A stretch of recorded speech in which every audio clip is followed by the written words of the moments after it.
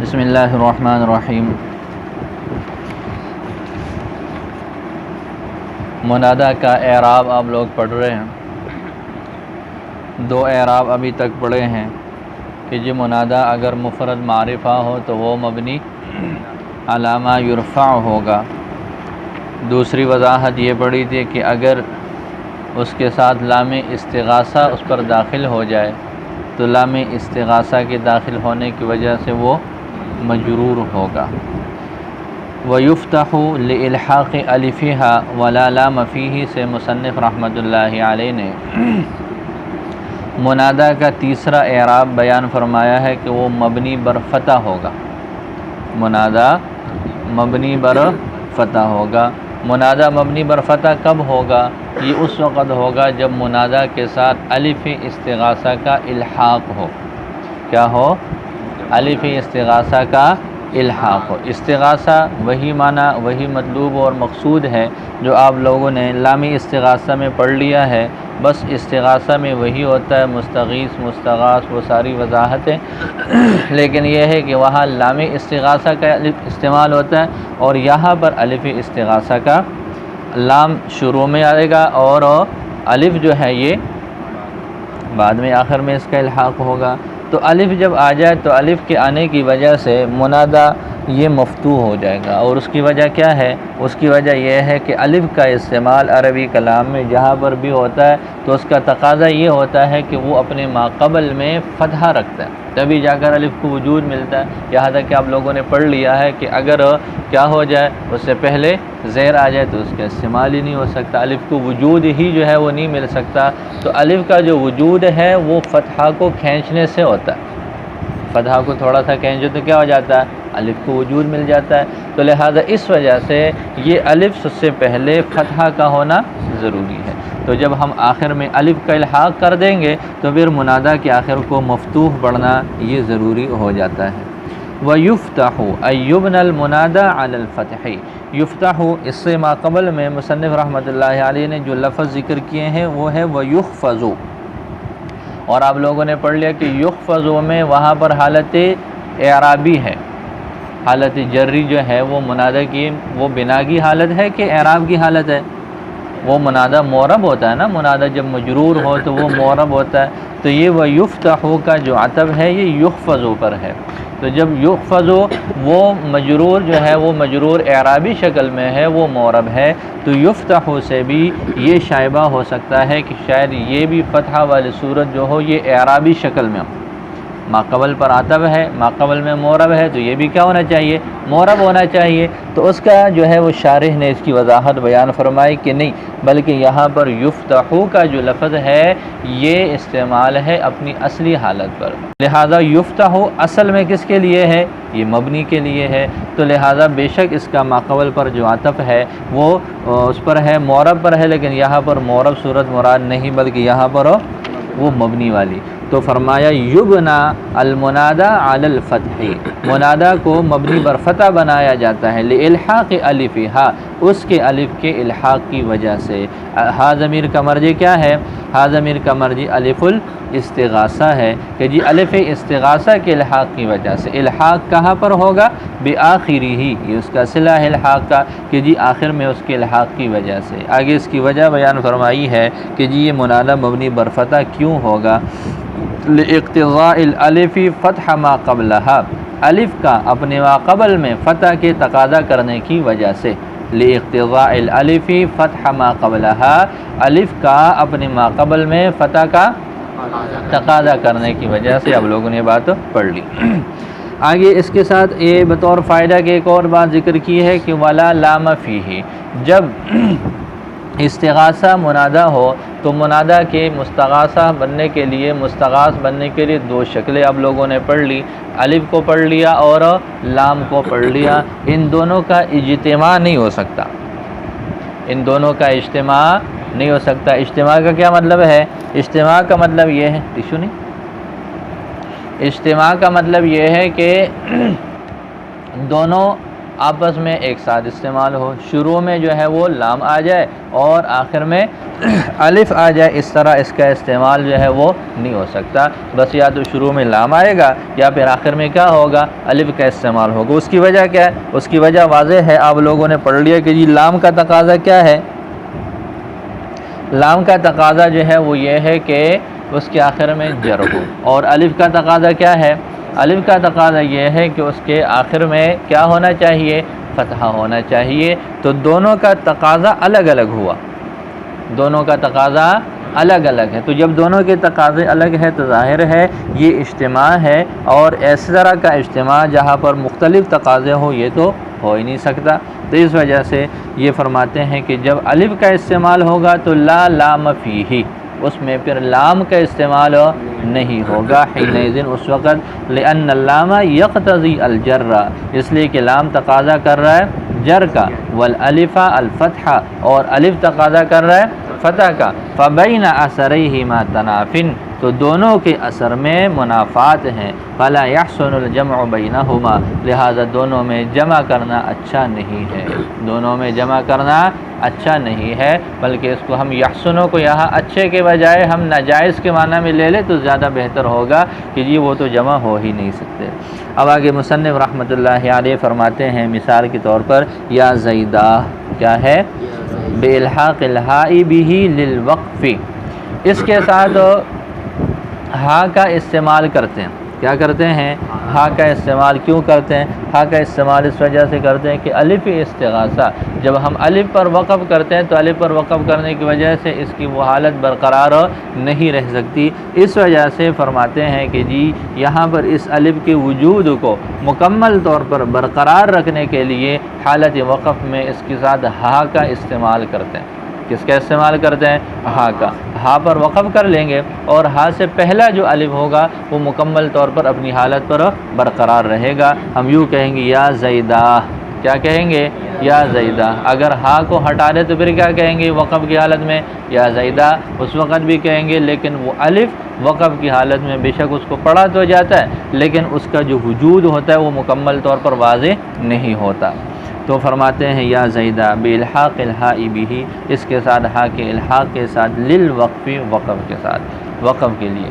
تو یہ آپ لوگوں نے منادہ کا اعراب پڑھ لیا۔ تین طرح کا اعراب ابھی آپ لوگوں نے پڑھے ہیں کہ جی منادہ مبنی علی ما یرفع ہوگا، اسی طرح منادہ مجرور ہوگا، اسی طرح آپ لوگوں نے پڑھ لیا کہ منادہ کیا ہوگا؟ وہ مفتوح ہوگا، اس پر جو ہے وہ فتح ہے، مبنی بر فتح ہے۔ وَيُنْسَبُ ما سواہما، یہ آخری اعراب ہے جو یہاں پر مقصود اور مطلوب ہے، وہ یہ ہے کہ ان دونوں حالتوں کے علاوہ منادہ تمام احوال میں منصوب ہوگا۔ وَيُنْسَبُ مَا سِوَاهُمَا، یہ جو ماقبل میں دو حال گزرے ہیں ان دونوں حالتوں کے علاوہ باقی تمام احوال میں منادہ کیا ہوگا؟ منادہ منصوب ہوگا۔ یہ اس سے پہلے ہم نے مفتوح کا لفظ پڑھا ہے، تو یہ دو اصطلاحیں منصوب، مرفوع اور مجرور، ٹھیک ہے۔ اسی طریقے پر جو ہے وہ مفتوح، مضموم یا پھر فتحہ اور ضمہ، یہ اس کے لیے ہے مبنی کے لیے، اور مرفوع ہونا، اسی طریقے پر منصوب ہونا، یہ جو ہے وہ اصطلاح کس کے لیے ہے؟ معرب کے لیے۔ جی تو وَيُنْسَبُ مَا سِوَاهُمَا، ان دونوں کے علاوہ منادہ کیا ہوگا؟ منصوب ہوگا۔ اب اس پر اعتراض ہے کہ جی ماقبل میں تو آپ لوگوں نے کتنی شکلیں پڑھی ہیں منادہ کے اعراب کی؟ بولو، 3 صورتیں پڑھی ہے نا۔ تو یہاں پر ہما ضمیر کا مرجع اور اس ضمیر میں مطابقت برقرار نہ رہی۔ ماقبل میں جو صورتیں ہیں وہ 2 نہیں بلکہ 3 ہیں، تو یہاں پر یوں کہنا چاہیے تھا وَيُنْسَبُ مَا سِوَاهَا۔ آواز آ رہی ہے سب کو؟ وَيُنْسَبُ مَا سِوَاهَا۔ اس کا جواب یہ دیتے ہیں کہ اصل میں بنیادی طور پر ماقبل میں 2 صورتیں ہیں، ایک تو وہ جو منادہ مفرد معرفہ ہو، دوسرا منادہ مستغاث ہو۔ اب مستغاث کی 2 شکلیں ہیں تو وہ کوئی الگ الگ نہیں ہے بلکہ وہ استغاثہ ہی کی صورت ہے کہ جی وہ مستغاث باللام ہو یا مستغاث بالالف ہو، یہ دونوں کو شامل ہو جائے گا۔ تو اس اعتبار سے ماقبل میں 2 صورتیں گزری ہیں، 3 نہیں گزری، تو ہما ضمیر ماقبل کی طرف لوٹانا یہ ٹھیک ہے۔ وَيُنْصَبُ مَا سِوَاهُمَا، اور ان دونوں کے علاوہ میں منصوب بنایا جاتا ہے، ای وَيُنْصَبُ بِالْمَفْعُولِيَّةِ، یعنی آگے اس کی وجہ بھی ذکر کی ہے کہ جی منصوب کیوں ہوگا، تو فرمایا بالمفعولیت۔ اب یہ کیا بنیں گے؟ اب یہ منادہ مفعول بھی ہوگا، اس کی وجہ سے یہ منصوب ہوگا۔ ما سوا المنادى المفرد المعرفتی والمنادى المستغاث مع اللام او الالف، کہ جی جو منادہ مفرد معرفہ اور منادہ مستغاث کے علاوہ ہو، جو منادہ مستغاث اور منادہ مفرد معرفہ کے علاوہ ہے، ان تمام صورتوں میں وہ منادہ جو ہے وہ منصوب ہوگا۔ آگے مستغاث کی پھر دو صورتیں ہو جائیں گی، مع اللام او الالف، لام کے ساتھ ہو یا پھر کیا ہو، الف کے ساتھ ہو، دونوں شکلوں میں۔ تو ما قبل میں جو صورتیں گزری ہیں وہ دو ہیں، ایک کی پھر ذیلی جو ہے وہ دو قسمیں بن جائیں گی جو ایک میں ہی شمار ہیں۔ آگے دو لفظ ذکر کیے ہیں، لفظاً او تقدیراً۔ کیا ذکر کیے ہیں؟ لفظاً او تقدیراً۔ لفظاً او تقدیراً ذکر کیے ہیں، یہ ایک اعتراض کا جواب ہے۔ آپ لوگوں نے پڑھ لیا کہ جی منادہ جب مستغاث نہ ہو، منادہ جب مفرد معرفہ نہ ہو، تو اس وقت تو اس کے ساتھ کیا کرتے ہیں؟ بولو، وہ منصوب ہوتا ہے، ٹھیک ہے۔ منصوب کس کو بولتے ہیں؟ جو ظاہری طور پر اس پر نصب کی حالت ہو۔ تو یہ ایک لفظ ہے غلامی، منادہ مضاف ہے۔ منادہ کیا ہے؟ مضاف ہے، مطلب یہ مفرد نہیں ہے بلکہ مضاف ہے، تو وہ ماقبل والا اعراب تو نہیں ہوگا۔ تو جب ماقبل والی صورت نہیں ہے تو اس کو منصوب ہونا چاہیے، لیکن اس کا اعراب ظاہری طور پر کہیں نظر تو نہیں آ رہا۔ یا غلامی میں اعراب ظاہری طور پر اس کا نصب نظر نہیں آ رہا، تو اس کا جواب دیا ان دو لفظوں سے کہ جی یہ نصب کی حالت کی دو شکلیں ہیں۔ نمبر ایک کیا ہے؟ لفظاً ہوگا، جیسے یا عبداللہ میں ہوگا، اور دوسری صورت یہ ہے کہ تقدیراً ہوگا، جیسے اس کی مثال آپ لوگوں نے کیا پڑھ لی؟ یا غلامی۔ کیا ہے؟ یا غلامی پڑھ لی۔ اسی طریقے پر اس کے علاوہ جو ہے وہ ہر وہ اسم جس کا اعراب تقدیری ہوتا ہے، ٹھیک ہے، اور وہ مفرد بھی نہیں ہے، معرفہ بھی نہیں ہے، اور اسی طریقے پر جو ہے مستغاث بھی نہیں ہے، تو جب تقدیری اعراب والی شکلیں ہوں گی تو وہاں یہ ساری جو ہے وہ شامل اس کو ہو جائیں گی۔ تو فرماتے ہیں لفظاً او تقدیراً، یہ لفظی طور پر ہو بے شک، یا پھر کیا ہو؟ تقدیری طور پر ہو، اس پر نصب کی حالت ہوگی۔ آگے ان کان معربا قبل دخول حرف الندائی سے مصنف رحمۃ اللہ علیہ نے ایک اور اعتراض کا جواب دیا۔ اور اعتراض کیا ہے؟ اور اعتراض یہ ہے کہ جی آپ لوگوں نے پڑھ لیا کہ جب منادہ مفرد معرفہ بھی نہیں ہے اور منادہ مستغاث بھی نہیں ہے تو وہ کیا ہوگا؟ منصوب ہوگا۔ وہ کیا ہوگا؟ منصوب ہوگا۔ اب اس کا تو مطلب یہ ہوا کہ تمام احوال میں ان دو صورتوں کے علاوہ باقی تمام احوال میں منادہ کیا ہوگا؟ منصوب ہوگا۔ منادہ کیا ہونا ہے؟ منصوب ہونا ہے۔ یہ اعتراض ہو جائے گا اس صورت میں جہاں پر منادہ کوئی اسم مبنی ہو، جہاں پر منادہ کیا ہو؟ کوئی اسم مبنی ہو۔ اسم مبنی جیسے آپ لوگوں نے پڑھ لیے، اس کے مختلف احوال ہیں، جیسے جملہ ہے۔ اب جملہ مبنی ہوتا ہے، جملہ کیا ہوتا ہے؟ مبنی ہوتا ہے۔ اب بعض مرتبہ جملے بھی نام رکھ لیے جاتے ہیں، جیسے آپ لوگوں نے اس کی ایک مثال پڑھی، تعبد شرّ، یہ تعبد شرّ مستقل نام کے حیثیت سے بھی استعمال ہوتا ہے۔ اسی طریقے پر قرآن پاک کی ایک آیت ہے یوم ینفع الصادقین، کیا ہے؟ یوم، یہ مبنی ہے یوم یہاں پر جو ہے، تو لہٰذا یہاں پر وہ فرماتے ہیں کہ اگر بالفرض ہم ان کو نام رکھ کر ان کو منادہ بنائیں تو آپ کے بتائے ہوئے قاعدے کے مطابق یہ کیا ہونا چاہیے؟ منصوب ہونا چاہیے، اس لیے کہ نہ تو یہ منادہ مفرد معرفہ ہے اور نہ ہی یہ منادہ مستغاث ہے، تو جب مستغاث بھی نہیں ہے، مفرد معرفہ بھی نہیں ہے، تو یہ تو منصوب ہونا چاہیے، جبکہ یہ والی صورت ہے تو منصوب نہیں ہے بلکہ یہ تو مبنی ہے۔ تو اس کا جواب یہ دیتے ہیں کہ جی یہ مسئلہ اس وقت ہے کہ جب کوئی اسم منادہ بننے سے پہلے مبنی نہ ہو، منادہ بننے سے پہلے وہ مبنی، منادہ کسی اسم کو مبنی سے معرب نہیں بنا سکتا، سمجھ آ رہی ہے؟ منادہ کسی اسم کو معرب سے، مبنی سے معرب اور معرب سے مبنی، وہ مبنی تو بن جائے گا، لیکن اگر وہ پہلے سے مبنی ہے تو پھر اس کو معرب نہیں بنایا جا سکتا منادہ کے ذریعے۔ مبنی تو بن گیا، جیسے پہلی صورت میں آپ لوگوں نے پڑھ لیا کہ زید ہے، اس کو یا زیدو پڑھ لیا، لیکن اگر کوئی اسم پہلے سے مبنی ہے تو پھر وہ مبنی ہی رہے گا، پھر وہ کیا رہے گا؟ تو یہ جو حکم ہے کہ جی منادہ مستغاث اور منادہ مفرد معرفہ کے علاوہ ہو تو وہ منصوب ہوگا، یہ اس وقت حکم ہے جب کوئی اسم منادہ بننے سے پہلے مبنی نہ ہو۔ اگر وہ مبنی ہوا منادہ بننے سے پہلے ہی تو پھر اس کی حالت بنا برقرار رہے گی، وہ مبنی سے معرب بن کر منصوب نہیں ہو سکتا۔ تو فرماتے ہیں کہ ان کان معربا قبل دخول حرف النداء، اگر وہ معرب ہو حرف ندا کے داخل ہونے سے پہلے، اگر اس سے پہلے بھی وہ معرب نہیں ہے بلکہ مبنی ہے تو منادہ بننے کے بعد بھی وہ مبنی ہی رہے گا۔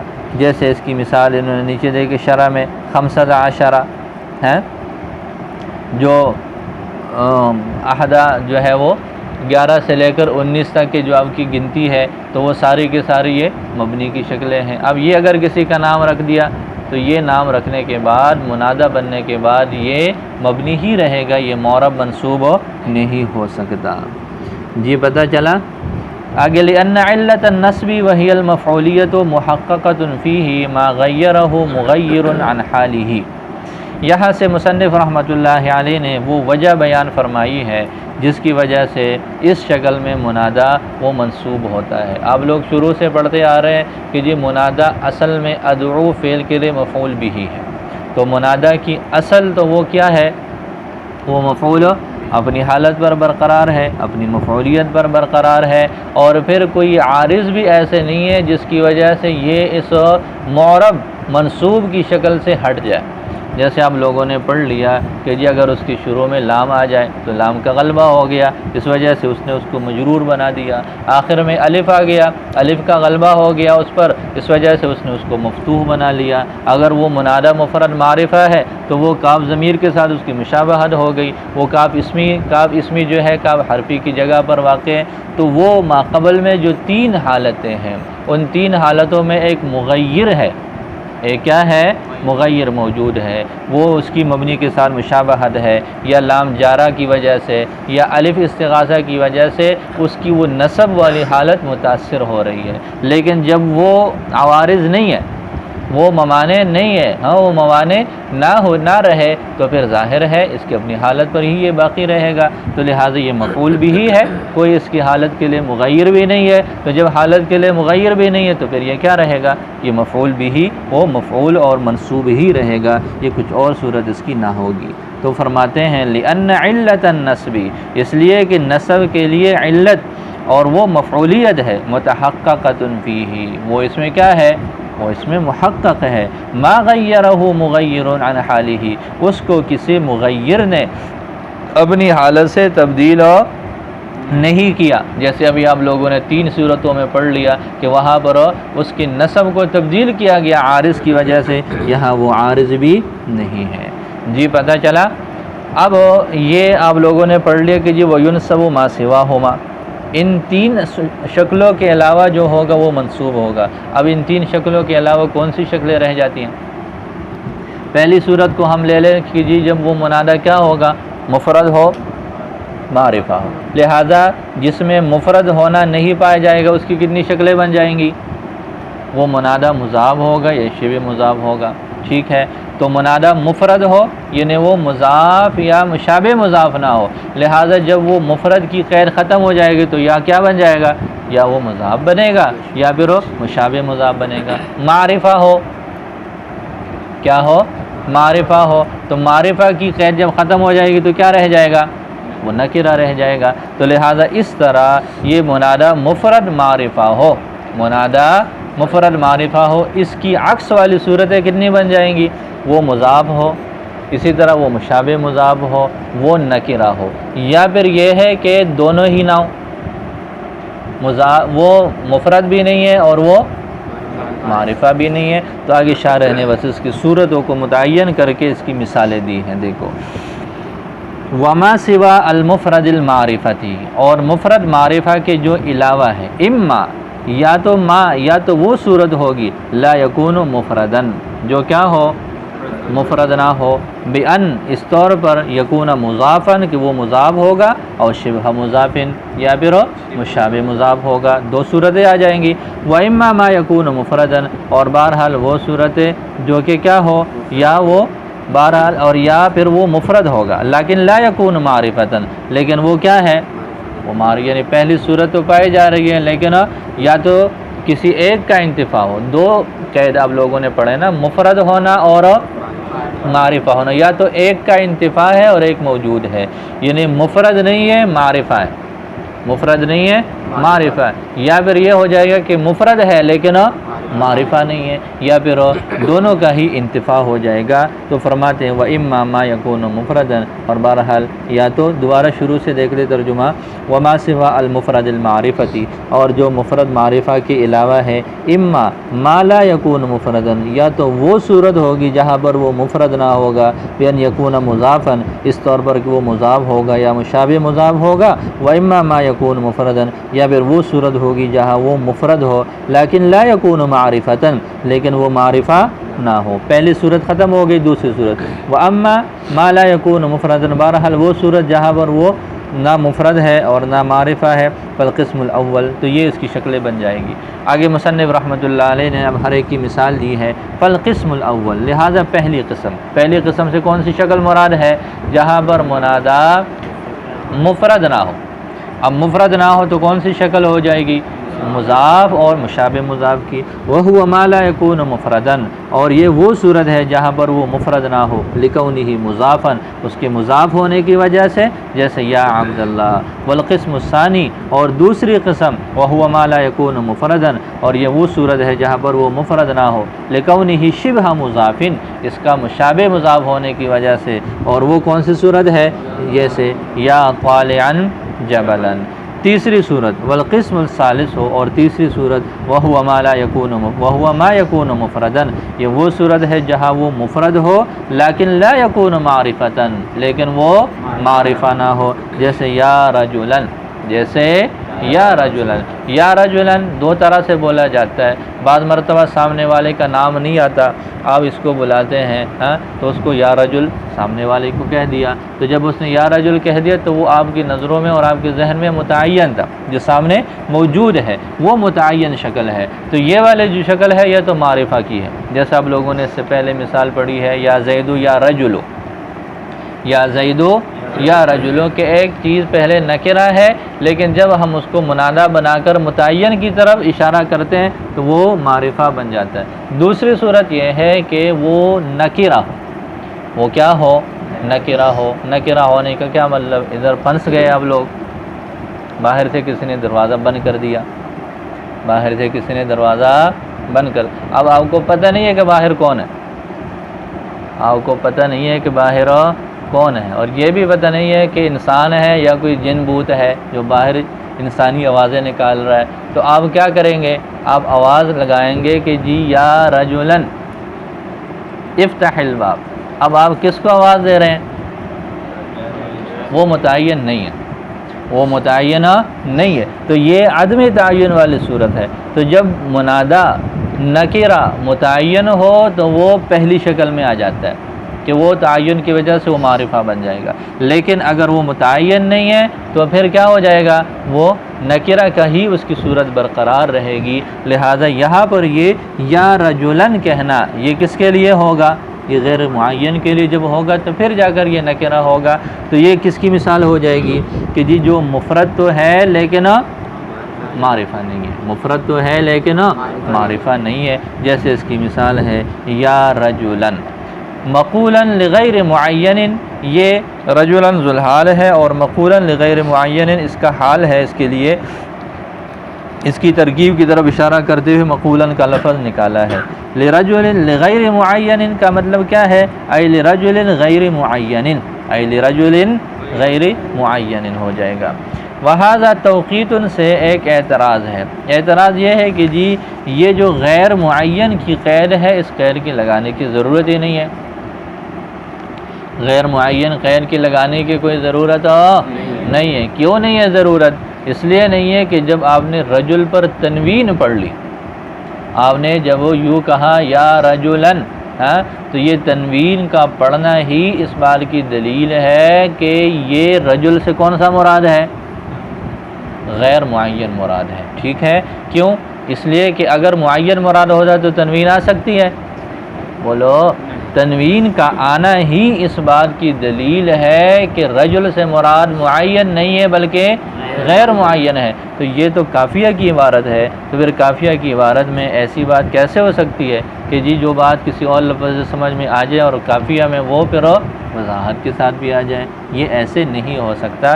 تو پھر کیا کہا؟ یہ جواب دیا پھر کہ یہ توقیت ہے، یہ قید نہیں ہے، یہ توقیت ہے، قید نہیں ہے۔ توقیت اور قید کا کیا مطلب ہے؟ توقیت اور قید کا مطلب یہ ہے کہ جی وقت بتایا جا رہا ہے، کیا ہے؟ یہ قید نہیں ہے۔ وہ غیر معین ہونا تو تنوین سے سمجھ میں آ گیا، اور صاحب کافیہ بھی یہ سمجھ رہے ہیں کہ یہ اگلے والوں کو سمجھ آ چکا ہے، لہذا غیر معین کے لفظ کے کہنے کی کوئی ضرورت نہیں ہے۔ لیکن یہ کیوں ذکر کیا؟ توقید کے لیے۔ تو توقید کا کیا مطلب ہے؟ توقید کا مطلب یہ ہے کہ جی جب تک وہ اس کو غیر معین طور پر پکار رہا ہے یہ رجلن ہوگا، جیسے ہی وہ اس کو متعین کر لے گا، ہاں متعین کرنے کی وجہ سے اب یہ کیا رہ جائے گا؟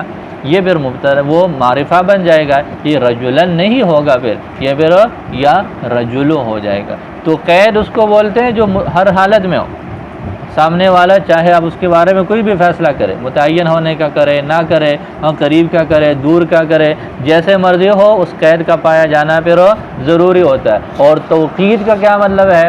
توقید کا مطلب یہ ہے کہ جی یہ رجلن اس وقت تک ہے جب تک وہ بلانے والا اس کو متعین غیر متعین طور پر آواز دے رہا ہے، جیسے ہی وہ اس کا تعین کر لے گا تو تعین کرتے ہی یہ پھر اس کا نکرہ ہونا بھی ختم ہو جائے گا، اس کی تنوین بھی ختم ہو جائے گی، اور پھر یہ وہ مفرد معرفہ والی شکل میں چلا جائے گا۔ تو فرماتے ہیں کہ وہذا توقیت، یہ جو رجلن کی غیر معین والی جو بات ہے یہ توقید ہے، لنصب رجلن، رجلن کی منصوب ہونے کے لیے، لا تقیید لہ، یہ اس کے لیے قید، لأنہ منصوبا، اس لیے کہ وہ منصوب ہے، یحتمل المعین، اور لأنہ منصوبا، اس لیے کہ منصوب ہونے کی حالت میں، لا یحتمل المعین، وہ معین ہونے کا احتمال ہی نہیں رکھتا۔ جب وہ منصوب ہے تو منصوب ہونے سے یہ بات یقینی طور پر سمجھ میں آ گئی کہ اب اس کا جو مصداق ہے وہ معین نہیں ہے۔ اب مصنف رحمۃ اللہ علیہ نے قسم رابع کی مثال نہیں دی، شارح نے اس کی مثال دی ہے، اور وہ کون سی شکل بن جائے گی؟ جہاں پر دونوں شقیں منتفی ہو، وہ مفرد بھی نہیں ہے اور وہ معرفہ بھی نہیں ہے۔ اس کی مثال یہ دی ہے، یا حسنا وجہہ، یہ مشابہ مضاف بھی ہے اور اس کے ساتھ ساتھ نکرہ بھی ہے۔ مشابہ مضاف ہے مطلب وہ مفرد نہیں ہے، اور آگے حسنا جو ہے یہ نکرہ ہے، تو دونوں شقوں کا انتفاع ہو جائے گا۔ والقسم الرابع، اور قسم رابع، ما لا یکون مفردا، وہ جو نہ مفرد ہو اور نہ ہی معرفہ ہو، جیسے یا حسنا وجہہ ظریفا۔ اب اس پر اعتراض ہوگا کہ جی جب ماقبل میں 3 شکلوں کی مثال دی ہے، مضاف ہونا، مشابہ مضاف ہونا، اسی طریقے پر جو ہے وہ نکرہ ہونا، تو یہ چوتھی صورت کی مثال بھی دیں جہاں پر وہ مفرد بھی نہیں ہے اور معرفہ بھی نہیں ہے۔ تو اس کا جواب یہ رہتے ہیں کہ اصل میں صاحب کافیہ بڑے سمجھدار آدمی ہیں کہ جن کو میں سمجھا رہا ہوں، جن کو میں پڑھا رہا ہوں، وہ اتنے ایک سمجھدار تو کم از کم ہونے چاہیے کہ جب ایک صورت، 2 صورتیں ہیں، پہلی صورت کا بھی انتفاع ہو گیا، دوسری صورت کا بھی انتفاع ہو گیا، ہر ایک کی الگ الگ مثالیں دی ہیں، تو کوئی ایسی صورت اور ایسی مثال جو ہے وہ بنا دینا جس میں اب یہ دونوں جمع ہو جائے، تو یہ آسان ہے۔ سمجھ آ رہی ہے؟ دونوں کا انتفاع ہو گیا تو انتفاع کی الگ الگ صورتیں ذکر کی ہیں، تو ایسی صورت جس میں دونوں ایک ساتھ جمع ہو جائے تو یہ مثال بنانا کوئی مشکل نہیں ہے۔ اس وجہ سے مصنف نے یہ مثال نہیں دی کہ چلو وہ خود ہی بنا لیں گے۔ تو فرماتے ہیں کہ ولم یورد المصنف لهذا القسم مثالا، مصنف رحمۃ اللہ علیہ نے اس قسم کے لیے مثال ذکر نہیں کی، اس لیے کہ حیث اتضح، جب واضح ہو گیا انتفاع کل من القیدین، دونوں قیدوں کا منتفی ہونا، بمثال، مثال کے ساتھ، سہل تصور انتفاعہما معا، تو ان دونوں کے ایک ساتھ منتفی ہونے کا تصور آسان ہو گیا، فلا حاجت الی ایراد مثال، تو لہذا مثال لانے کی کوئی ضرورت نہیں ہے اس کے لیے، علی انفرادی ہی، الگ طور پر، علی انفرادی ہی، الگ طور پر مثال دینے کی ضرورت باقی بتاتے ہیں کہ جی یہ جو آخری مثال ہے یا طالعا جبلا، اس کو ہم بنا سکتے ہیں مثال، یا طالعا جبلا کو ہم مثال بنا سکتے ہیں اس کے لیے بھی، اس لیے کہ یا طالعا جبلا میں جو طالع ہے یہ مشابہ مضاف ہے، مطلب یہ مفرد نہیں ہے، اور اسی طریقے پر یہ جو ہے وہ طالعا معرفہ بھی نہیں ہے، نکرہ ہے۔ اب اس کا سامنے والا کون ہے، کس کو بتا رہا ہے، یا طالعا جبلا کس کو بتا رہا ہے؟ تو دو احتمال ہے، ہو سکتا ہے کہ طالعا جبلا جس سے کہہ رہا وہ متعین ہے، اور ہو سکتا ہے کہ وہ متعین نہ ہو۔ اگر وہ متعین ہے تو پھر تو یہ اس کی جو ہے وہ مثال نہیں بن سکتی، اگر وہ متعین نہیں ہے تو پھر وہ مثال بن سکتی۔ تو یہ جو یا طالعا جبلا ہے، اس میں دونوں شکلوں کی مثال بننے کا احتمال موجود ہے۔ تو اگر یہ والی بات لے لے تو پھر گویا کہ صاحب کافیہ نے چاروں مثالیں ذکر کی ہیں، اور اگر یہ والی بات نہ لے تو پھر ہم یہ کہیں گے کہ جی یہ تین مثالیں جب دے دی ہیں تو چوتھی مثال کا بنانا آسان تھا، اس وجہ سے وہ پڑھنے والوں پر چھوڑ دیا۔ تو فرماتے ہیں مع، باوجود اس کے کہ یہ جو مثال ثانی ہے یحتملہ، یہ اس کا احتمال بھی رکھ رہا ہے، فیمکن، تو یہ ممکن ہے ان یراد بقولہ، کہ مراد لیا جائے مصنف کے قول یا طالعا جبلا سے کہ هذه العبارۃ اعم، کہ یہ عبارت عام ہے اس بات سے، ان یراد بها معین او غیر معین، او غیر معین، کہ اس کے ساتھ معین کو مراد لیا جائے، او غیر معین، یا پھر غیر معین کو مراد لیا جائے، فالامثلۃ لاقسامها، فامثلۃ الاقسام باسرها مذکورۃ، تو لہذا مثالوں اقسام کی تمام مثالیں وہ مذکور ہیں۔ ٹھیک ہو جائے گا۔ اب آپ لوگوں نے پڑھ لیا کہ جی یہ منادہ مفرد معرفہ کے مقابلے میں ہے، تو اس کے علاوہ تو دوسری قسم بھی ہے منادہ مستغاث، تو اس کے مقابلے میں تو جو مثالیں آئیں گی اس کے ضد میں جو مثالیں آئیں گی اس کو تو ذکر نہیں کیا۔ یہ چار مثالیں کس کی ہیں؟ اس صورت کی ہے، اس منادہ کی ہے جب وہ منادہ مفرد معرفہ نہ ہو۔ آپ لوگوں نے پڑھ لیا جو منادہ مفرد معرفہ کے علاوہ ہو، جو منادہ مستغاث کے علاوہ ہو، تو یہ چار صورتیں کس کی بن جاتی ہیں؟ منادہ مفرد معرفہ کے جو متضاد ہے، جو منادہ مستغاث کے مقابلے میں ہے اس کو تو ذکر ہی نہیں کیا، اس کی کوئی مثال ہی نہیں ذکر کی۔ تو اس کا جواب یہ دیتے ہیں کہ یہ چار صورتیں اصل میں منادہ مفرد معرفہ کے مقابل میں بھی ہے، اور یہی صورتیں منادہ مستغاث کے مقابل میں بھی ہیں، اس کو الگ سے اس وجہ سے ذکر نہیں کیا۔ وَهَذِهِ الْأَمْثِلَةُ كُلُّهَا، اور یہ ساری کی ساری مثالیں مثال، یہ مثال ہے، لما سوى المستغاث ایضا، جو مستغاث کے علاوہ ہے اس کے لیے بھی، فلا حاجت الی ایراد مثال له علی حدہ، لہذا اس کے لیے الگ سے مثال لانے کی کوئی ضرورت نہیں ہے۔ بات سمجھ آ گئی؟ تو بالکل آسان سی بات ہے آج جو آپ لوگوں نے پڑھی ہے کہ جی منادہ کا اعراب کی ایک اور شکل یہ ہے کہ منادہ مفتوح ہوگا۔